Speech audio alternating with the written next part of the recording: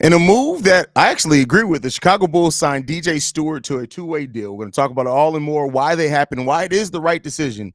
More on that right after this.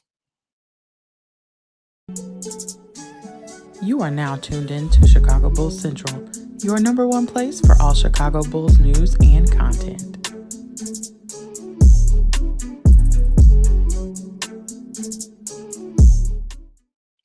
What's going on, Bulls fans? Welcome to another episode of Chicago Bulls Central, your number one spot for everything Chicago Bulls related. I'm the host there, Haize, but more importantly, you guys can follow the channel at Bulls Central Pod on every social media platform.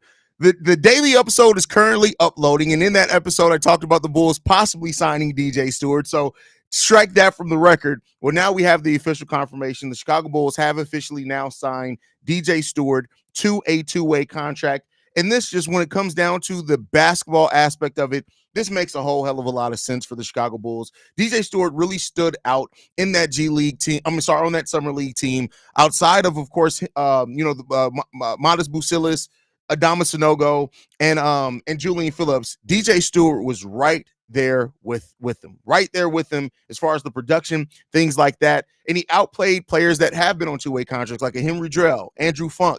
So he's outplayed those players. And so now moving on with DJ Stewart officially now being signed to a two-way contract, it just makes the most sense for a player that you're trying to bring into your G League system. He plays a point guard position. The Bulls G League team can use a point guard, and you're going to see what DJ Stewart can bring outside of just what he flashed in Summer League. Is he going to end up turning into a major player or anything like that? The chances of that are unlikely, right? I'm not going to say that they're not possible, but the chances of that are unlikely. But with the Bulls going to a youth movement, signing a 22-year-old player that is from the city of Chicago, that played at Duke, those type of things. I mean, this is the type of player that you want to take a chance on.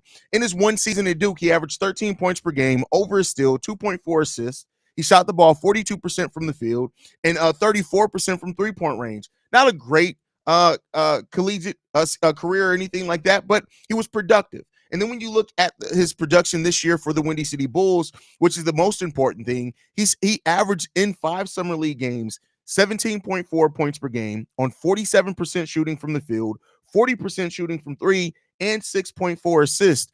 And DJ Stewart brought defense at moments. It wasn't always consistent game to game, right? So I wouldn't necessarily call him a big defender, but he is a guy that did go out there and get it done. He averaged over a steal and a half per game as well for the Chicago Bulls in that time. And so this is a guy who you brought in and he performed for you. Also with that 6.4 assists, he also got you nearly 4 rebounds per game. So this is a guy that performed at the level that you've had to evaluate him at. And keep in mind, two-way contracts. I need to make sure that I need everybody to understand this. A two-way contract is not necessarily meaning that you're looking at this guy to be the savior of your roster. You're even looking at this guy to necessarily be a depth piece right away. But it does mean that you are potentially looking at him to say, this is somebody that we want to see how he's going to develop. And if he does develop, maybe we can have a diamond in the rough there. And he showed that ability, especially with that last game, scoring over 30 points that he did in that one game. And so this is just the right decision. This is the right decision, in my opinion. He outplayed Henry Drell, who's been on the Chicago Bulls, it feels like, for like a decade at this point. It's really only been a year. But he outplayed those type of guys. And he, honestly, with the players that you are looking for to actually be parts of your team, in Adama Sanogo, Modest Bucilis, and Julian Phillips, he played the best other than those three guys. He absolutely was a standout this season for the Chicago Bulls Summer League Bulls. So I think this is a good move. It was right, and you were rewarded somebody who came in and produced for you. And so I can't be mad at that. So it is what it is. But yeah, overall, really, I like this. And, overall, too, you get a point guard to pair with Adama Sanogo in the G League. I think that's good. You're going to get to see the best out of Adama Sanogo in that time as well, which I think is really good because you really still want to evaluate him. So getting him a point guard that can stretch the floor, has some passing ability, those type of things, it's the right move. And you guys know I do cover Windy City Bulls games is here. I don't do post-game shows, but I do a weekly recap of the G League week for the Windy City Bulls. So having a player like DJ Stewart is definitely somebody that I'm going to watch, see how he develops. We're going to cover. And let's hope that he ends up, maybe the Bulls did find a diamond in the rough. And if they didn't, It's a two-way contract. It's a no risk thing. If he doesn't work out and we never hear the name of DJ Stewart again after this offseason, that's not a bad thing. It just didn't work out. So you want to take that advantage. You want to take a shot at guys who've come in and performed for you. And that's what DJ Stewart has done. So this makes a lot of sense to me. Not something that I'm mad at. Let's see how you guys are feeling about it for those that are in here. Cookie Cat says, good move by the Bulls. Agree with that one. Crossfire says, it was only right. I'm right there with you. Camille in the building says, I didn't think it would happen, to be honest, but he definitely deserves it. No notes on that one. Anthony, this move makes sense. So it seems like a lot of Bulls fans are in agreement with this move. He got better, much respect to him. Producer HAC, well deserved. Does this mean that ball-headed hoe is gone? No, because this is a two-way deal. Javon Carter is on a fully guaranteed deal. So no, this does not mean that he's gone. Is Funk or Drell out? Well, keep in mind, we hadn't officially signed. We had a two-way contract spot open. So technically, Andrew Funk, Adama Sanogo, now DJ Stewart have the two-way deal. So that means Andrew Funk, Domask, they aren't on two-way deals. So that's what it means. Now, two-way deals aren't guaranteed. So you can cut a player and sign a new player to a two-way deal anytime you want. And it doesn't necessarily safeguard Andrew Funk either to make that final two-way deal, but we'll see. Camille says Chicago teams got Haize working cruel and unusual hours. Dude needs a break. Oh, this is normal hours for me. Like, I've already recorded the mailbag episode that's uploading and probably is going to be done uploading here in a second, honestly. So yeah, no, this is actually my normal. This is Haize hours. The mailbag just got done uploading. So it'll be live here in a second. Him coming from Duke is a major indicator that he has a very high ceiling. I mean, not all Duke players end up working out. So I want to be clear on that, right? Now, I understand where you're coming from. This could point to the direction. He was on a really good college team that's coached well. Yeah, so we'll see. Bro, the right decision is to get rid of Vooch, Craig. But that has nothing to do with a two-way contract. Nothing to do with a two-way contract at all. Nothing to do with a two-way contract. So why are we talking about players that are on guaranteed deals? That has nothing to do. And to say anybody needs to replace them with Carlik Jones is absolute fucking trash in the NBA. No, we've seen that experiment. What are you talking about, bro? What are you talking about? What a waste of money. He is not can't facilitate. Again, wrong. He actually can facilitate. He's not a ball hog at all. Now, he was playing in a way to try to get himself a deal. I don't think that's how you're going to see him play now that he has the deal in the G League. I'm sorry, that's just wrong. Stewart, Sanogo, and Boozy have been great for the Bulls during Summer League. Everybody else, not so much. Yeah, I mean, well, no. You got Julian Phillips is good for the Summer League Bulls as well. He's really good for the Summer League Bulls. Not consistent, but he was really good overall for the team, especially defensively. Stewart deserves the contract. Just got to learn how to facilitate. Last game can't do that in the NBA. Yeah, but I think that was the point. Like, if you look at how the offense kind of cleared for him, I do think that the Bulls were like, hey, DJ, go out there and show us you're going to get this deal. I would not be surprised if Billy Donovan III was like, DJ, this is your night. I wouldn't be surprised with that.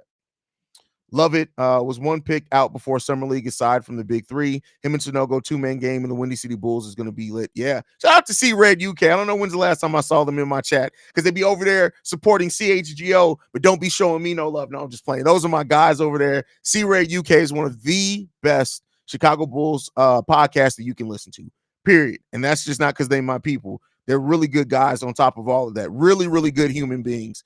And that's something that it doesn't necessarily make you a good podcaster to be a human being. There's some podcasters that are great, that are assholes. But the guys over at C-Red UK are really good people, man. Really good stand-up people. So definitely go and support them. Bulls need to get rid of Andrew Funk. They should target another two-way player that's younger and could develop. We'll see. I mean, it's not impossible, man.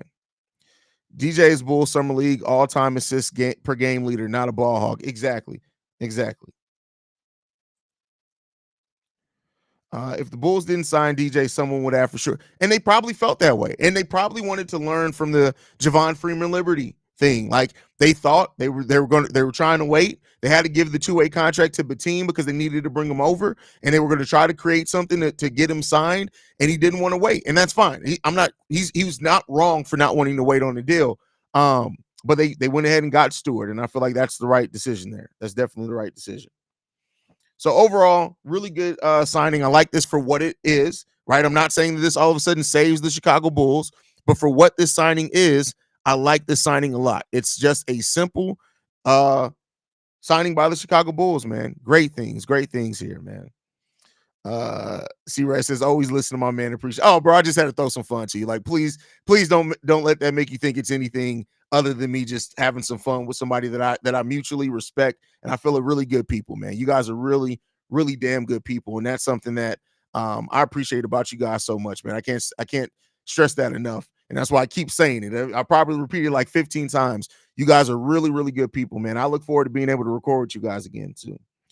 Um, do you think Modest will eventually be a starter this season? Only if Zach LaVine's moved. If Zach LaVine's moved, yes, I think that's a possibility.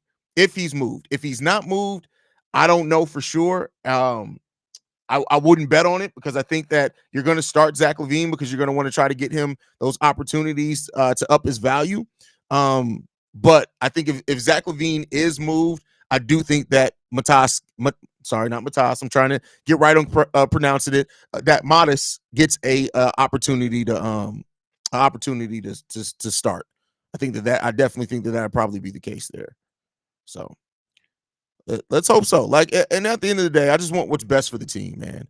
And them to make the right decisions on this youth movement. You've decided to go youth. Now see it through and make a good decision on it. So DJ Stewart was the 23rd ranked prospect in the class of 2000. He's still young and could develop. I really like that the Bulls gave him an opportunity, especially when you're going younger and you're trying to develop. Giving young players like a Stewart an opportunity, that's what could get you. Like, I'm not going to say for sure, I'm not saying that, but let's just say that DJ Stewart turns into a player that you can get some spot minutes from. Like, and you develop that as a two-way contract, right? God forbid he turns into like a third guard off your bench. Like, that's a fourth guard because your third guard would be the first guard off your bench, but like a fourth guard off your bench. Like, those are things that could work. Now, he doesn't really have a lot of multiple positions that he can play with his size and things like that, which is absolutely fine, right? At 6'2", he's a point guard. He's going to play point guard. Now, he does have, I think, if I read correctly, a 6'6" wingspan. Let me see if I can find that correctly real quick because I don't want to leave it on. Let's see. But I believe he has one of those AK wingspans, if I'm not mistaken. That can't be right. Yeah, he has a 6'7" wingspan. That's crazy. At 6'2", 6'1", 6'2", a 6'7" wingspan, he better be a damn good defender. He better step it up defensively with that wingspan. That's crazy. That's wild, man. That's crazy. That's really crazy. Keep up the good work. Thank you, Jamal. I appreciate you, brother. Sampo says, what do you like about his game? Honestly, I like his ability to score and stretch the floor. I like his the defense is the thing that stood out to me the most, is that the defense, and he's a solid passer. I do think, like I said before, that he was kind of trying to prove that he deserved a contract, so you didn't see as much facilitating as I think he has the capability of doing, right? Keep in mind, a good passer is different from saying a playmaker. He's a really good passer. Now, in G League, I want to see if he can be a playmaker with Adama Snuggle. That two-man game could be really fun. So, yeah, I hope to see that. I don't think Bitim is going to be one of the two. Well, he's not a two-way. Bitim is on a NBA contract now. He's not on a two-way. It's a non-guaranteed contract, but it's a full NBA contract. 6'8". Yeah, I just had to look that up. That's crazy. That's a crazy wingspan to be 6'1", 6'2" with the 6'7", and it's almost 6'8". It's like 6'7.8" wingspan. That's crazy. That's really crazy. Maybe I missed this, but what do you think the Bulls should do with Erno Lop? I mean, I think you need shooting. I don't think that they're going to – I think the Bulls roster is probably set. I think Erno Lop's going to be here, and I think that's pretty much what you're going to see there. So, but all right, y'all, I appreciate you guys so much for everything. As always, thank you for tuning in to this breaking news episode. I had to give this news real quick. I was just about to start making breakfast. So I'm about to go get in the kitchen and start whipping this up, making biscuits and gravy from scratch. So I'm about to do my little cooking thing. We got mimosas brewing. We doing our thing here. But guys, you guys are amazing. You guys are the best part of this channel. Make sure you guys are following the show at Bull Central Pod. You can send us any feedback, questions, comments, concerns. BullCentralPod@gmail.com. Lastly, if you want to leave a text message and our voicemail for the mailbag, the number to do so, 773-270-2799. We're the #1 spot for everything Chicago Bulls related. You guys been able to see that this offseason. Nobody breaks news like we do. Did the news even really break if Chicago Bulls Central didn't break it? Well, love you guys. Go Bulls. See you, Red.